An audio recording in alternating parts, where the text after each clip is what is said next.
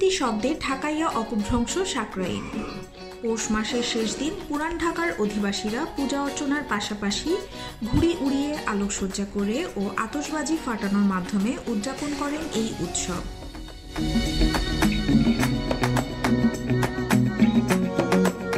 সাকরাইনের দিন পুরান ঢাকার বিভিন্ন মন্দির এবং বাড়িতে বাড়িতে বুড়াবুড়ি পূজা পালন করা হয়। সনাতন ধর্মাবলম্বী নারীরা এই দিন বুড়াবুড়ি দেবীর উদ্দেশ্যে ফলমূল, সিঁদুর, নানা রকম ফুল, শাড়ি, মিষ্টি ইত্যাদি অর্ঘ্য দেন।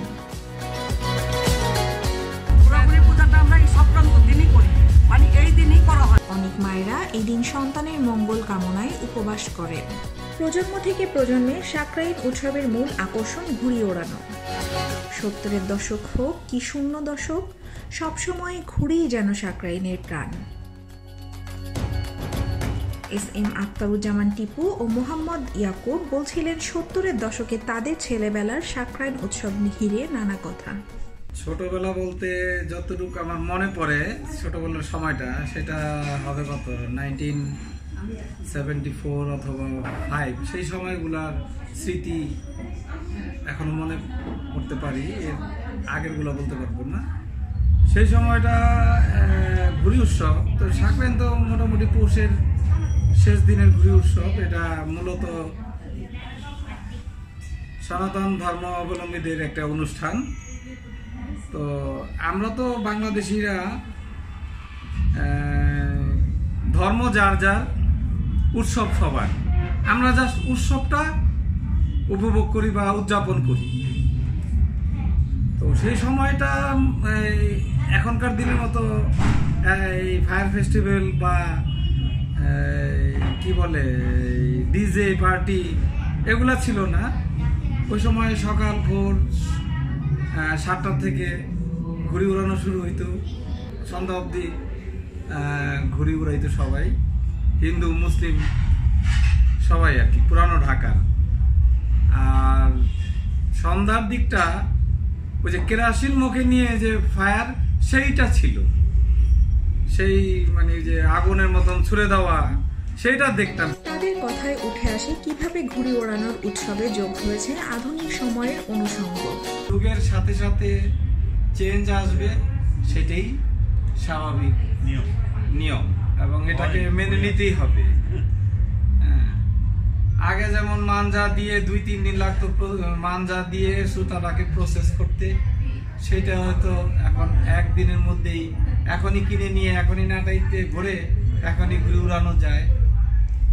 তো এখন তো ডিজিটাল ওয়ার্ল্ড, শুধু বাংলাদেশ না, ডিজিটাল ওয়ার্ল্ড, এখন সবকিছুই শর্টকাট, শুধু ঘুড়িটাই হ্যান্ডমেড হয়। শুধু সাকরাইনই নয়, পুরান ঢাকার বালক ও কিশোরদের অন্যতম বিনোদন ঘুড়ি ওড়ানো। ফকিরাপুলের বাসিন্দা মাহবুব আলম লাবু বলছিলেন ছেলেবেলায় কিভাবে উদযাপন করতেন সাকরাইন। নিজের হাতে ঘুড়ি ও ফানুস তৈরি করতেন তারা, দিতেন ঘুড়ির মাঞ্জা। 80-র দশকে আসলে আমরা ঘুড়ি উড়াতাম, বিশেষ করে আমার বড় ভাইয়ের খুব ঘুড়ি পড়ার প্রতি উৎসাহ ছিল, তার হাত ধরে আসলে সব কিছু করা। স্কুলে আমরা টিফিন কেনার জন্য যে টাকাটা পেতাম সেটা আমরা জমিয়ে রাখতাম, যে আমরা উৎসব করবো, আনন্দ করবো, একটা ঘুড়ি উঠানোর, সেটা আমরা সাকরাইন করতাম। এই সাকরাইনের জন্য স্পেশালভাবে যে মাঞ্জা দেওয়া হতো, মাঞ্জা দেওয়াটা হলো একটা বিশেষ একটা ব্যাপার, যে সুতোটা ঘুড়িতে উড়াতে হয়, সেটার মধ্যে ধারালো একটা রাখতে হয়, সে ফলে আমরা এটাকে চুর বলতাম। তার মানে আমরা তখন বাল্ব, যে লাইট বাল্বগুলো আমরা গুঁড়ো করতাম, হাম্বলদস্তি দিয়ে গুঁড়ো করে করতাম। আরও ভালো হতো পরবর্তীতে আমরা যখন টিউবলাইট আসে, তো টিউবলাইটের বেশি মানে খুব মিহিন হতো, ফলে আমরা সেইগুলোকে আমরা বছর পরে জমিয়ে রাখতাম। পরবর্তীতে আমরা যখন এই মাঞ্জা দিতাম তখন দেখা যেত কার কতটুকু শক্ত হয়, এবং ঘুড়িগুলি বিশেষ ঘুড়িগুলো নিয়ে আসতাম সেই দিনের জন্য। সেই জন্য আমাদের পুরান ঢাকা যেতে হতো, আমরা চকে যেতাম, ওখান থেকে বড় বড় ঘুড়ি, সেই সব ঘুড়ি বিভিন্ন নাম ছিল, চাঁদ তারা ছিল, ভিতরে চাঁদ আঁকা থাকতো, বড় পঙ্খিরাজ, এইগুলো আমরা খুব আনন্দ করে নিয়ে আসতাম, ঘুড়ি উড়াতাম। ঘুড়ি ওড়াতে যেয়ে কূপের মধ্যে পড়ে মারা যান মাহবুবের চাচা। তাদের পরিবারে সাকরাইন উৎসব পালন বন্ধ হয়ে গেছে আরও একটি বিয়োগান্তক ঘটনার পর। বাবার কাছে শুনেছি আমার চাচার ইন্তেকাল হয়েছিল এই ঘুড়ি উড়াতে গিয়ে। তখন তো মাঠ ছিল, ক্ষেত ছিল। এই ঢাকা শহর, ঢাকার শহর এই আমি এখন যেখানে 13 তলার মধ্যে বসে আছি, এটাও ছিল ডোবা। তখন সেখানে চাচা যেটা করেছিলেন, এই বাগারটা ঘুড়ি ধরতে গিয়ে যদি কখন যে পিছন থেকে ইয়েতে পড়ে গেছেন, কুয়ার ভিতরে পড়ে গেছেন, সেটা উনি নিজেও জানেন না। তো সারাদিন পর যখন সন্ধ্যার সময় তাকে খোঁজাখুঁজি করা হলো, তখন দেখা গেল যে জানা গেল যে উনি কুয়াতে পড়েই মারা গেছেন। আক্তারুজ্জামান, ইয়াকুব এবং মাহবুব তিনজনই বলেন ঘুড়ি ওড়ানোর পাশাপাশি মুখে কেরোসিন নিয়ে আগুন জ্বালাতেন তারা। ডিজে পার্টি এবং আতশবাজি বর্তমান যুগের সংযোজন। সাকরাইন উৎসব নিয়ে কি ভাবছে আধুনিক তরুণরা? কথা হলো নাহিয়ান, অন্তর, রিভু সহ কয়েক তরুণের সঙ্গে। আমাদের এই সাকরাইনের প্ল্যানটা আমরা মিনিমাম 1 মাস আগের থেকে আমাদের স্টার্ট করতে হয়, যেহেতু এটা একটা পুরান ঢাকার অনেক ঐতিহ্যবাহী একটা ঘুড়ি ওড়ানোর উৎসব, যেটা আমরা পালন করে থাকি। নাটাই ছাড়া আমাদের যেটা বেশি ইম্পর্টেন্ট ওটা হচ্ছে সাউন্ড। উইদাউট সাউন্ড কেউ নাচতে পারবে না, কেউ ডিজে আসবে, ডিজেতে কি করবে না করবে। তো আমাদের হচ্ছে সাউন্ডটা অনেক ম্যাটার করে। আর আমাদের হচ্ছে সাকেনের আগের দিন আমরা হচ্ছে মাঞ্জা দিই।